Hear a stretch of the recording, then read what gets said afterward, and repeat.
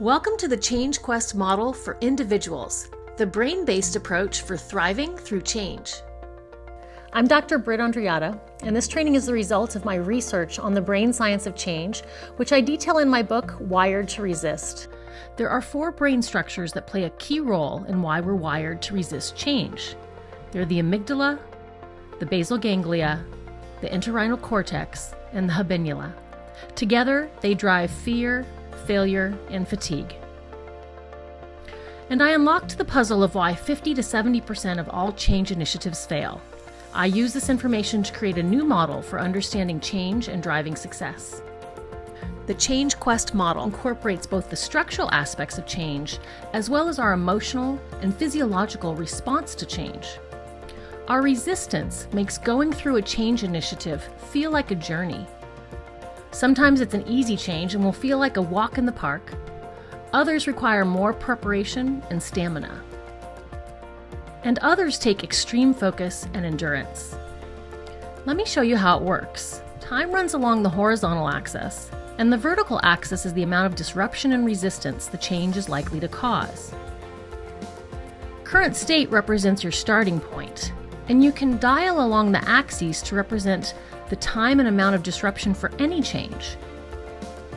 The end of the change will represent the new normal state after the change is complete. When a change causes very little disruption and takes hardly any time, it's like a pebble on the path, almost a non-event, unnoticed by most people. At the other end of the spectrum are changes that take a long time and cause a high amount of disruption and resistance. These are called long and intense climbs.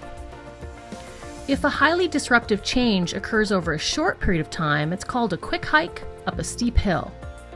And finally, you can have a change that has low disruption and resistance, but it occurs over a long period of time.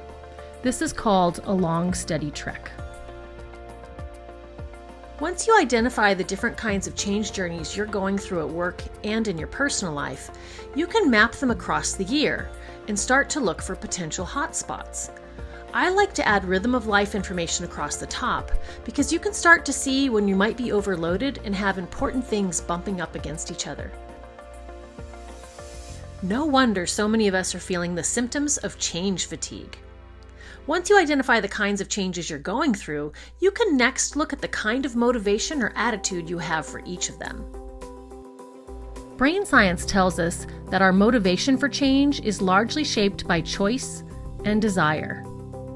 Now we can take our map of change journeys and add the kind of attitude or motivation we have for each one of them. This is really important information because it helps you gauge the kind of personal and leadership skills you'll need to be successful, as well as where you might need to set up some additional support. Regardless of the kinds of changes you're holding, and it shifts all the time, there are several strategies that will help you succeed through any kind of professional or personal change. This online and self-paced 90-day course includes several short videos and interactive features, and online workbooks designed to help you build new skills. Sign up today and get useful tips and tools to help you thrive through the many change journeys yet to come. Enroll now at brittandreattatraining.com.